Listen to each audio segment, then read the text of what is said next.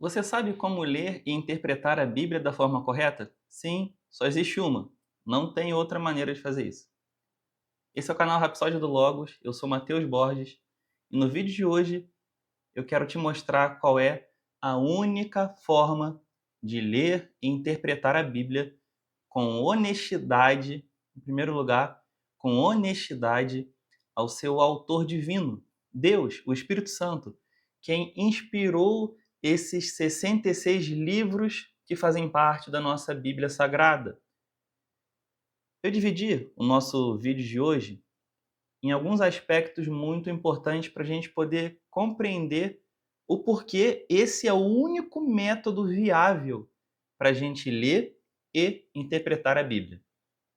Ele vai eliminar certas subjetividades, como, por exemplo, visões prévias que a gente possa ter e talvez estejamos inserindo no texto bíblico, ao invés de descobrirmos aquilo que Deus queria falar com aquele texto, aquilo que Deus quer falar ainda hoje através do texto.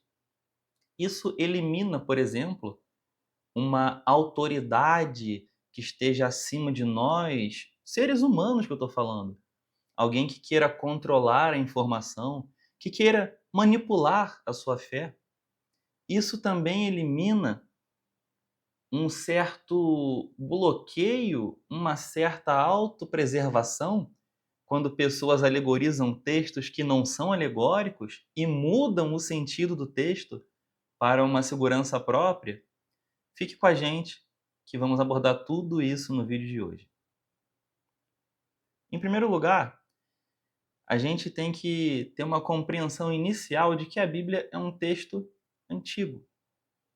O Novo Testamento, que é a parte mais nova da Bíblia, no sentido de que foi o último trecho a ser escrito, a gente pode pensar literalmente no último livro, Apocalipse ou Revelações, foi escrito provavelmente em 95 ou 96 depois de Cristo. Então a gente já está falando do primeiro século da era cristã. Calma aí, isso tem aproximadamente 1900 anos. É tempo demais, não? E Gênesis? Gênesis e Jó, os dois textos bíblicos que as pessoas debatem sobre qual teria sido o primeiro, qual é o mais antigo. Coloca aí pelo menos 1800 anos antes de Cristo. Então a gente já está falando de um texto que a redação começou há mais de 3500 anos antes de Cristo aproximadamente. É muito tempo. Significa que a gente, para compreender a Bíblia, nós temos principalmente três distâncias a vencermos. São elas a distância histórica, a distância, claro, com a histórica eu já estou imbuindo aqui também a distância temporal, né? Então, deixa eu chamar aqui de distância histórico-temporal, a distância linguística e a distância cultural. Distância histórica-temporal. Não foi escrito nos dias de hoje. Então, o cenário, o contexto, os medos comuns das pessoas, dos primeiros leitores, dos escritores humanos, porque ao escrever a Bíblia, Deus não mandou um anjo que trouxe um texto pronto. Ele usou pessoas humanas, usou as características humanas, o estilo literário de cada escritor, a forma de escrever, o conhecimento da língua própria que aquele escritor tinha, as peculiaridades. Deus fez esse texto ser tanto divino quanto humano. E ao fazer isso, considerando que a gente está lendo um texto muito antigo, milhares de anos atrás, a gente precisa compreender como é que era o mundo na época. A gente precisa entender que os dilemas, os conflitos, eles mudaram. Só que o significado do que Deus disse lá, os princípios por trás, não mudaram. Aquilo que agradava a Deus, aquilo que era pecado, continua sendo da mesma forma. Cuidado com as falácias de dizer, é um texto muito antigo, a gente tem que relativizar tudo e aplicar hoje. Não é assim. Vamos falar disso mais para frente. Distância linguística. Antigo Testamento escrito em hebraico. Trechos preservados em aramaico. Sendo que o texto hebraico mais antigo que se tem preservado de maneira melhor, ou um conjunto melhor, é o texto massorético. Ele já data de aproximadamente 1000 anos depois de Cristo.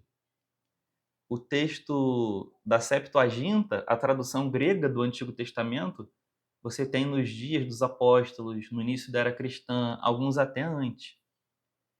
Então, a gente já vê aqui 3 línguas para a gente vencer, 3 distâncias temporais históricos, né, que já mencionamos, mas no caso, 3 línguas, 3 aspectos da distância linguística. Calma, você não precisa compreender grego, hebraico e aramaico para poder abrir sua Bíblia em casa, ler, ter um relacionamento mais genuíno e profundo com Deus.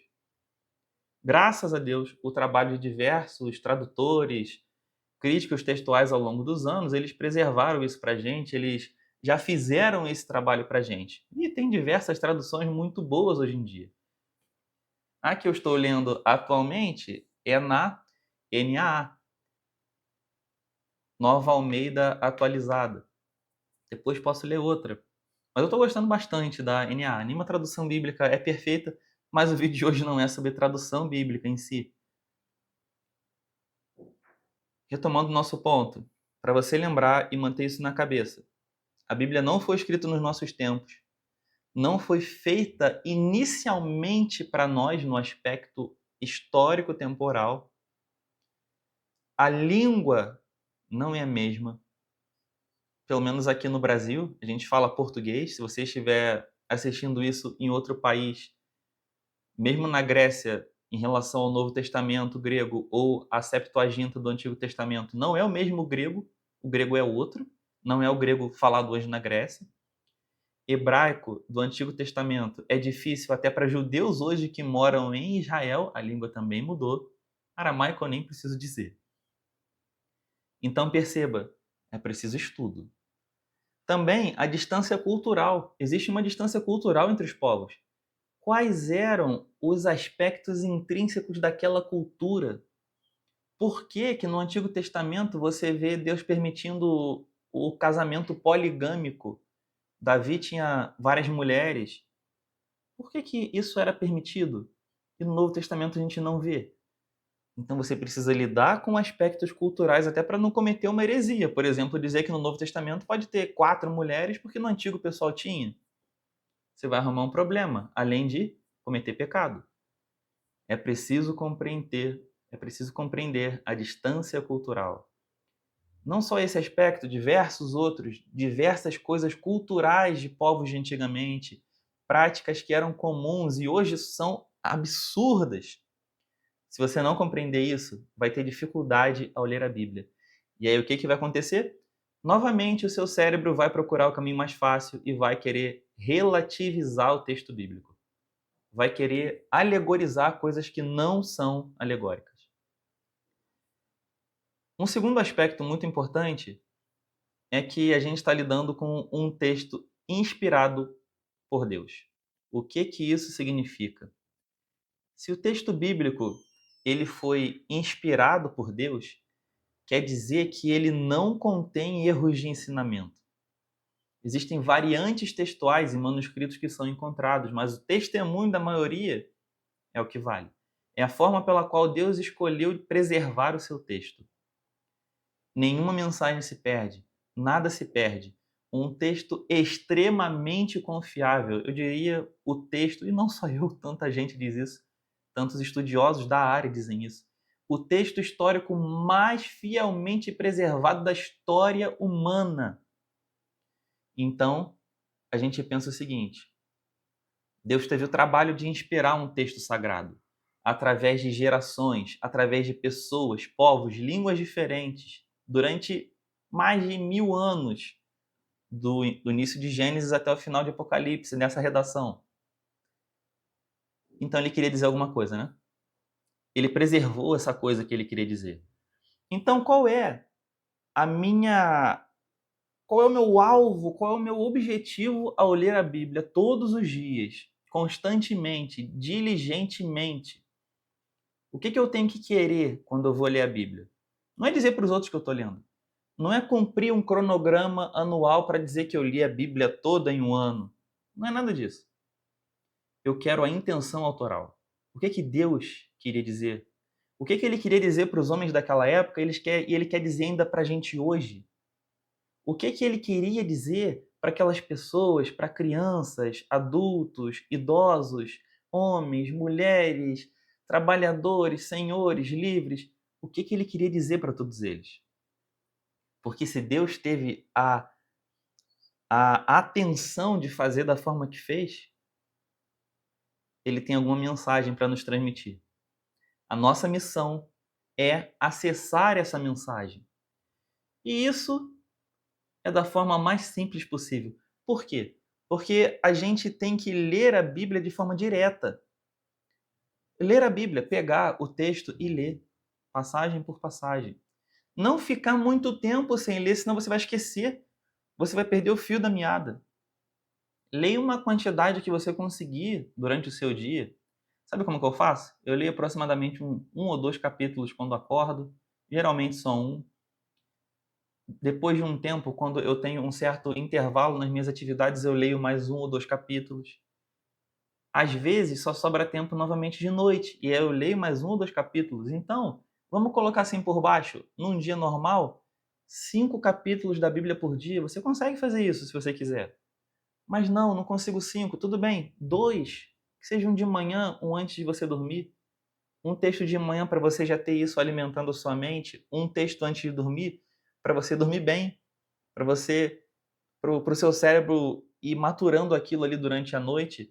Saber que quando a gente dorme, o cérebro não apaga, ele fica processando as últimas coisas que você pensou, que você leu, que você ouviu, que você viu.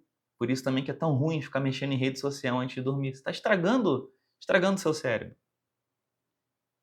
Então, mantenha isso em mente. Mantenha uma leitura constante, mas uma leitura simples. O que que o texto quer dizer? Quase sempre é exatamente aquilo que ele está dizendo. Você abre a Bíblia e você vai ver, por exemplo, uma parábola do filho pródigo. O próprio gênero literal de parábola te indica que aquilo ali é uma história. Não aconteceu aquilo. Aí você pensa, então quer dizer que a Bíblia deixa muito claro para mim quando aquilo não aconteceu, quando é só uma comparação. Certo? Mas às vezes ela fala de uma coisa histórica. E como é que eu sei que é história ou não parábola ou não uma lição? Porque o texto ele se apresenta dessa forma. A Bíblia, ela ela não é um mistério que você precisa espiritualmente desvendar, não. A Bíblia é a palavra revelada de Deus. É só você ler. É só você ler. Assim como Deus usou tanta gente para poder escrever a Bíblia e preservar ela, ele continua usando os tradutores para você ter isso facilmente na sua mão, para você conseguir acessar o texto bíblico, para você saber qual é a boa, agradável e perfeita vontade de Deus. Se Deus quis falar algo, ele falou.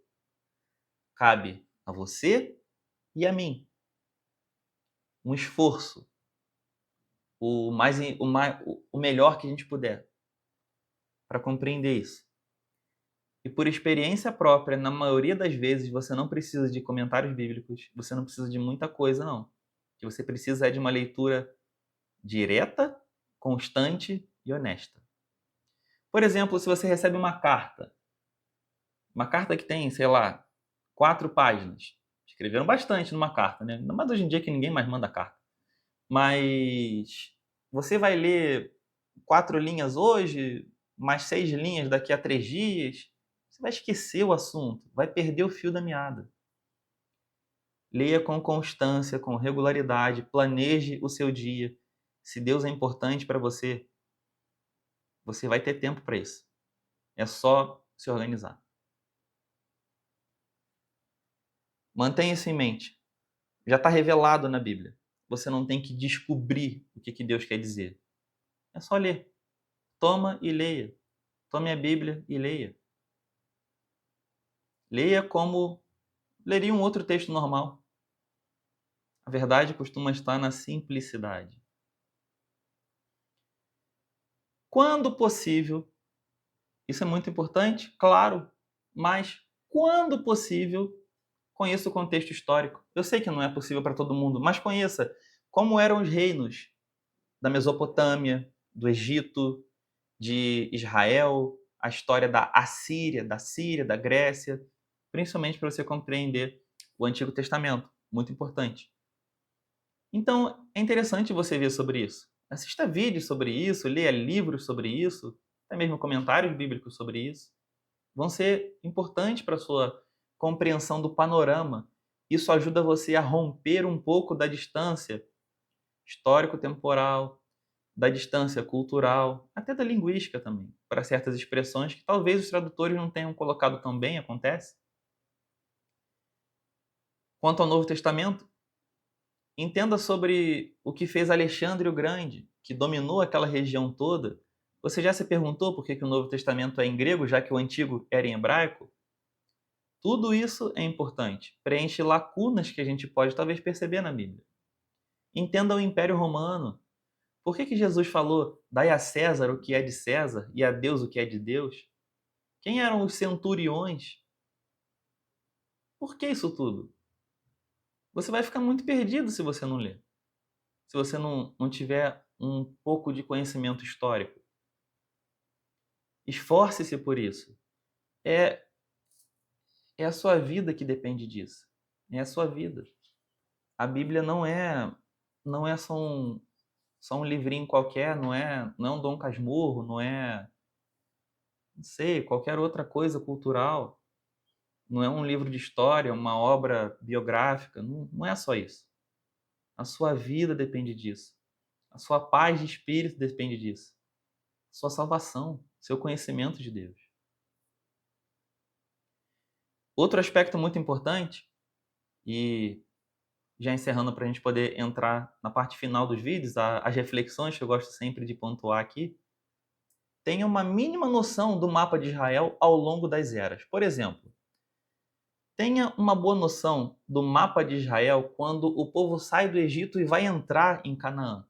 Porque a gente está lendo ali Gênesis e tal, não sei o que, chega em Êxodo, e aí de repente Jebuseu, Amorreu, Domita, Moabe, Cananeu, Filisteu, de onde é que esse pessoal veio? Que bando de nome esquisito é esse? Tem uma noção do mapa para você conseguir visualizar a coisa funcionando. Hoje em dia tem diversos mapas na internet de graça. Você nem precisa de livro caro para isso, pessoal. Tem uma noção do mapa de Israel nos dias de Davi. Você sabia que Salomão, que o reino de Israel sob Salomão, foi na verdade um império? Pegava da fronteira com o Egito e ia até o rio Eufrates. Quer dizer que Israel sujeitou parte do Iraque, a Síria, Líbano, Jordânia, pessoal, tudo, aquilo tudo. A atual faixa de Gaza, com tantos conflitos lá, tudo. Salomão fez um verdadeiro império, que é esquecido pela humanidade hoje em dia. Ninguém fala disso. Império de Israel, ninguém fala sobre isso. É importante ter uma noção disso tudo. Entender o que é o Reino do Norte e o Reino do Sul, quando eles se dividiram, por que das alianças. Isso vai criar uma familiaridade maior com você do que se só passar os olhos lendo de qualquer jeito. É importante. E para a gente encerrar, entrando aqui nas reflexões, anotei 5 reflexões que eu quero trazer para vocês. Todas elas são muito importantes. Em primeiro lugar, faça uma leitura honesta da Bíblia. Não manipule textos. É a tendência natural do homem encobrir seus erros. Quando eu falo homem, sempre que eu falo homem, que eu estou falando sobre humanidade. É só uma forma de dizer. É a tendência.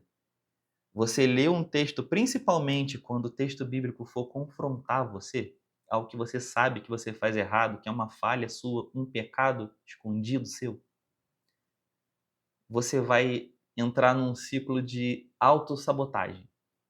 Você vai dizer, não, isso aqui não é bem assim, isso aqui é simbólico. É mesmo simbólico? Será que é simbólico? Ou será que é sua mente lhe pregando peças? Seja honesto com você. Não só honesto com Deus, porque se você faz uma interpretação forçada da Bíblia, você está sendo desonesto com Deus que escreveu. Seja honesto com Deus seja honesto com você também. Em segundo lugar, cuidado com a exegese. O que é exegese? Exegese é quando eu leio um texto e eu insiro dentro do significado do texto conceitos que eu já trago na minha cabeça. Eu vou ler a Bíblia procurando enxergar algo lá. Adivinha, sua mente vai enxergar algo lá. É como você começar a olhar para a rua e, sei lá, eu quero encontrar hoje Corsa da cor azul. Vou encontrar um monte se eu sair procurando. Talvez. E eu vou começar a pensar que existe uma grande conspiração dos Corsas azuis. Não, na verdade você só inseriu algo na sua percepção de realidade. A gente faz isso com o texto bíblico também, ou com qualquer outro texto. São perigos, armadilhas da interpretação de texto. Tenha cuidado com isso. Em terceiro lugar, a Bíblia é a palavra de Deus revelada. Você não precisa de outra. Você não precisa de um, um profeta te revelando alguma coisa específica. Você não precisa de uma revelação além Bíblia, um neo-novo testamento ou qualquer coisa do tipo, uma palavra inspirada nova. Você não precisa de um evangelho novo que um anjo traga para você. Você não precisa de nada disso. A Bíblia é a palavra de Deus inspirada. Você não precisa de outra. Como é que você sabe disso se você nunca lê? Complicado, né? Quarto lugar, cuidado com falsos evangelhos oriundos de interpretações alegóricas ou interpretações forçadas. Teologia liberal olha para um texto que fala sobre o inferno e diz: não, Deus não é assim. Deus não manda ninguém para o inferno. Manda sim, manda sim. Olha para um texto e diz: esse tipo de relação sexual não é pecado. Se a Bíblia fala que é pecado. Olha para uma coisa e diz: não, mas você pode manipular a realidade para poder você obter bons frutos disso. Ou seja, aquele cristão maquiavélico, né? Sempre teve, sempre vai ter, mesmo antes de Nicolau Maquiavel. Aquele cristão que tenta ser como uma espécie de serpente sorrateira. Você acha que isso não é considerado falsidade por Deus? A manipulação? Você não precisa desse tipo de coisa. Essa interpretação forçada. Você não precisa olhar para um texto que está claramente dizendo que Deus criou o mundo e você alegorizar aquilo tudo para poder compatibilizar aquilo com uma hipótese científica que sequer foi provada ou nunca será, porque não é verdade. E eu destaco nesse tópico da nossa reflexão final para você ter cuidado com falsos evangelhos, com falsas interpretações, com falsas doutrinas, com seitas. Eu destaco para você ter cuidado com a tradição e para você ter cuidado com novos evangelhos, literalmente, novos evangelhos. Tradições. Por que que eu, por exemplo, não sou católico? Por que que eu sou protestante? Simplesmente porque a tradição católica, ela olha para a Bíblia e fez a interpretação. Mas se existe uma bula papal, uma decisão de um concílio, alguma coisa da tradição que interpreta isso de uma maneira diferente da natural, diferente da que eu vejo e eu sei que é isso que o texto está dizendo, eu fico com a tradição. Porque a tradição tem uma autoridade sobre a Bíblia. Cuidado com isso. Isso é muito complicado. Cuidado com isso. Deus não sujeitou a Bíblia a nada. A nada. Mesma coisa o rabinismo judaico. Mesma coisa. Por que judeus não creem que Jesus é o Messias, que Jesus é o Cristo? E eu já ouvi isso da boca do meu antigo professor de hebraico, a quem eu gosto muito, respeito muito. E só para deixar claro aqui, pessoal, tudo isso que eu estou falando, especificamente de outras linhas religiosas, não é nada contra pessoa. Eu estou falando contra a visão doutrinária, contra um posicionamento daquela religião, daquela tradição interpretativa, teológica, filosófica, não contra a pessoa. Mas por que o rabinismo judaico rejeita Jesus como Messias? E isso me disse meu professor. A Torá escrita, para a gente seria, né, em sentido amplo, o Antigo Testamento. Diz que Jesus é o Messias. Mas a Torá oral diz que não. Então, eu fico com a Torá oral. Sério, é isso. É por isso. Eles colocam a tradição acima da palavra escrita. Para eles creem que lá no monte, quando Deus revelou a lei a Moisés, ele revelou outras coisas também.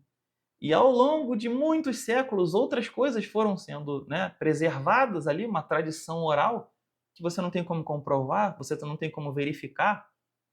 E essa tradição, por ela, Jesus não tem como ser o Messias. E aí, por isso, eles rejeitam todas as evidências de que Jesus é o Cristo, que está escrita, preservada por Deus.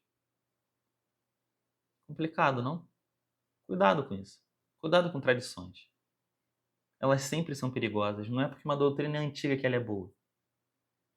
Mas falei da tradição católica, que temos que ter cuidado. Falei da tradição judaica, que temos que ter cuidado. E agora a tradição evangélica, que temos que ter cuidado. Principalmente a tradição pentecostal, que muda muitas coisas em relação à Bíblia. Que cria visões distorcidas do que é o evangelho. Por exemplo, o batismo com Espírito Santo é uma visão distorcida que o pentecostalismo tem. Você não é batizado com o Espírito Santo quando você fala em línguas ininteligíveis.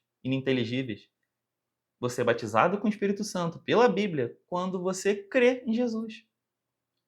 Agora nem tanto, mas antigamente tinha questões de vestimenta, não pode usar certo tipo de roupa, não pode ouvir música secular, uma música bonita que seja uma música sertaneja ou uma música pop, uma música mais clássica, uma canção da banda Roupa Nova. Você não pode. Você não pode procurar músicas bonitas, saudáveis para ouvir, porque são músicas do mundo. Então tem as coisas que são de Deus, como se existisse uma divisão na vida. Como se Deus quisesse só um tipo de coisa e o resto, não, isso aqui não, isso aqui não. Isso aqui não é para mim. Sou uma pessoa santa. Cuidado com essa tradição, porque a tradição pentecostal, por exemplo, ela enfraquece os pregadores. Ela enfraquece a Bíblia. Em diversas igrejas você não tem uma programação de quem vai pregar, por exemplo. Chega lá num dado momento e fala você. Deus está dizendo que é você que vai trazer a mensagem hoje. Chega uma pessoa que não se preparou, não leu a Bíblia, não fez minimamente o que eu estou fazendo aqui, um roteiro por tópicos, um pontinho, poucas palavras escritas só para poder me orientar. Não tem isso. E aí qual é o resultado? Cristãos vazios de Deus, vazios de Bíblia, que nunca ouviram falar numa pregação expositiva, que não sabem o que é isso. Acham que pregação é alguém chegar com, entre aspas, poder e não ensinar a Bíblia. Que poder é esse que não ensina a Bíblia? Cuidado com as tradições. Cuidado com tradições religiosas. A revelação de Deus é clara, simples e acessível a você.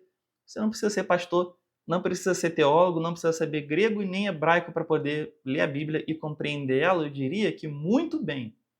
E quem diz isso é alguém formado em teologia que estuda grego. E eu estou falando, você não precisa disso. Para compreender a Bíblia, não. Para fazer uma exegese, para extrair nuances do texto, ok, tudo bem.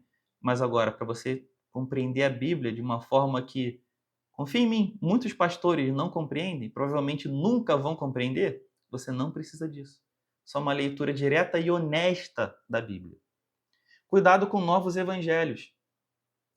Evangelho segundo o Espiritismo. Qual é a comprovação que eu posso fazer documental disso? Porque se eu digo que alguém teve revelações novas, que teve uma interpretação que basicamente é o que? Alegorizar toda a Bíblia, alegorizar textos que não são alegóricos, que não se apresentam como alegóricos, como eu posso testar isso? Porque a Bíblia, ela se apresenta e, né, usando uma expressão popular, dá a cara à tapa. Pode procurar, não tem contradição na Bíblia. Não tem. Tem temas difíceis, tem tensões, mas que estão lá, são claras e a Bíblia não tenta esconder, como, por exemplo, a soberania divina e a responsabilidade humana, que já temos vídeo aqui no canal sobre isso. Cuidado, cuidado com novos evangelhos, igualmente com as tradições. E de novo, não estou falando aqui contra pessoas, jamais falarei contra pessoas aqui no canal. Nunca. Se um dia eu mencionar uma coisa ruim, eu não vou nem citar o nome da pessoa. Por ética e por respeito pela pessoa humana, independente da visão dela, seja lá qual for. Cuidado, nesse aspecto ainda de novos evangelhos, livro dos Mormons.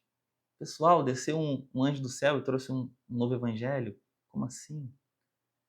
Você está percebendo qual é o padrão aqui?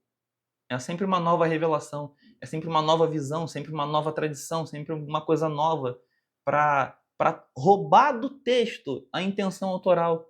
É como se Deus estivesse falando e alguém tentando calar a boca de Deus para que você não ouça e você não percebe isso. Adventismo do sétimo dia. O movimento começa fazendo um cálculo errado sobre a volta de Jesus por causa do livro de Daniel, quer dizer, baseado erradamente no livro de Daniel. E aí não volta, acontece o grande desapontamento. As pessoas venderam tudo para poder, né? Jesus vai voltar sem nada aqui na terra, estou desprendido, me leve. Aí depois tem os escritos, as visões de Ellen White, a profetisa do Adventismo, que faz o quê? Que traz coisas novas, que tem o mesmo peso de inspiração de Asaf. Ah, não, mas não é o mesmo peso da Bíblia. Pessoal, Asaf escreveu salmos na Bíblia. Salmos não são inspirados? É um padrão, tá vendo? É sempre uma tradição, é sempre alguém, é sempre um profeta, é sempre alguém que diz que teve uma visão nova, alguém que viu um anjo. É sempre uma coisa que você não tem como comparar, estudar, ver que está errado ou está certo. É sempre isso, pessoal.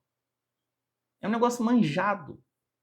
Uma coisa já que se repete, parece que não tem uma fórmula nova. Triste isso de ver. E a gente vai sendo enganado, vez após vez, ano após ano. E a gente pensa, sabe o quê? Que nós nunca vamos compreender a palavra de Deus, que a gente nunca vai ter um relacionamento com Deus, porque nós não somos espirituais o suficiente, já que Deus se revela dessa forma àquelas pessoas e não a nós. Então, no fundo, quer dizer que ele não quer falar com a gente. Peço desculpas se ofendi você de alguma forma, eu acho que não, mas eu sei que hoje em dia a gente tem uma geração extremamente sensível, que você não pode falar contra nada que ela acredita. Pessoal, mude isso da sua mente. Desde sempre, quando eu reflito sobre a Bíblia, eu ataco mentalmente as coisas que eu acredito, para ver se não tem nada errado, para ver se não tem nenhum pilar do nosso conhecimento bíblico que a gente foi construindo ao longo dos anos, que talvez não tenha algum detalhezinho ali que eu deixei passar sem perceber. Cuidado com tudo isso. Faça uma leitura bíblica direta, honesta. E é a única forma de você entender a Bíblia. É a única forma de você ler a Bíblia. Se não for para ler assim, não leia. Porque ficar fazendo cálculo de número de letra nos idiomas originais, não, isso aqui quer dizer um símbolo oculto, que não sei o quê. Brincadeira, né, pessoal? Brincadeira. Né? Claro que Deus não quer nada disso. Não quer nada disso. Para vocês terem ideia, o grego bíblico, né, que é o grego helenístico, o chamado também grego koiné, grego comum, ou kini, dependendo da pronúncia, se for a pronúncia reconstruída, é uma leitura simples, fácil. Quer dizer que qualquer pessoa naqueles dias era capaz de pegar, ler e entender. Percebe? É revelação de Deus, é palavra revelada, é para qualquer um, para todo mundo, não tem classe de mais espiritual, não existe isso, não existe esse tipo de coisa. Só remonta ao gnosticismo, uma seita do início da história da igreja. Sempre vai ter alguém querendo dizer que é melhor que o outro. Entenda isso vai libertar você. Para a gente terminar, para ser livre na interpretação bíblica, você precisa ser preso à simplicidade. Prenda-se à simplicidade. Não fica procurando. Como é que é aquela expressão? Pelo em casca de ovo? Eu acho que é isso. Se não for, por favor, me corrijam aqui. Não fica procurando coisa onde não tem. Faça uma leitura simples da Bíblia e você vai ver que faz sentido. Usa uma tradução com uma linguagem que você está acostumado. Não adianta pegar uma ACF. Eu tenho aqui, não sei se dá para ver daí, aquela cinza lá em cima. Não usa uma linguagem que você não esteja acostumado. Mas evita, se puder, usar uma NTLH. Ela elimina muitas palavras, muitas expressões importantes. Usa uma nova Almeida atualizada, NAA. Usa uma Almeida século XXI. Usa uma NVI, desde que não seja, né? Eu não tenho como recomendar a NVI 2023. Procura uma NVI mais antiga. Se você já tiver em casa e comprou antes de 2023, melhor ainda. Mais fácil de você se preservar contra a nova versão 23. Não considero boa. É isso, pessoal. O que eu queria trazer hoje era isso. Porque tudo que eu for trazer nesse canal tem isso aqui como pilar. A gente está livre de tradição, a gente está livre de novos evangelhos, de revelações. Eu nunca vou chegar aqui e falar: Deus mandou te dizer uma coisa nova sobre esse texto, trouxe uma revelação miraculosa, uma coisa espiritual. Não tem isso não, pessoal. É a palavra de Deus revelada, é simples. Tenha em mente essas distâncias que eu mencionei aqui no início do vídeo, mas é acessível, é acessível. Tome a sua Bíblia em suas mãos e leia, e com certeza será abençoado você e a sua casa. Inscreva-se no canal, curta, comente esse vídeo, deixe alguma dúvida, alguma coisa importante que eu deixei para trás aqui nesse vídeo que eu possa não ter mencionado. Envie para os seus amigos que talvez precisem ver isso, podem estar presos em alguma tradição teológica, em alguma igreja que está escravizando a mente deles, a espiritualidade deles, quem sabe até as finanças deles. E que você seja abençoado. Até a próxima semana, quando trarei um novo vídeo, sempre no mesmo dia, no mesmo horário, no mesmo canal, segunda-feira às 18h30. Deus te abençoe. Até a próxima.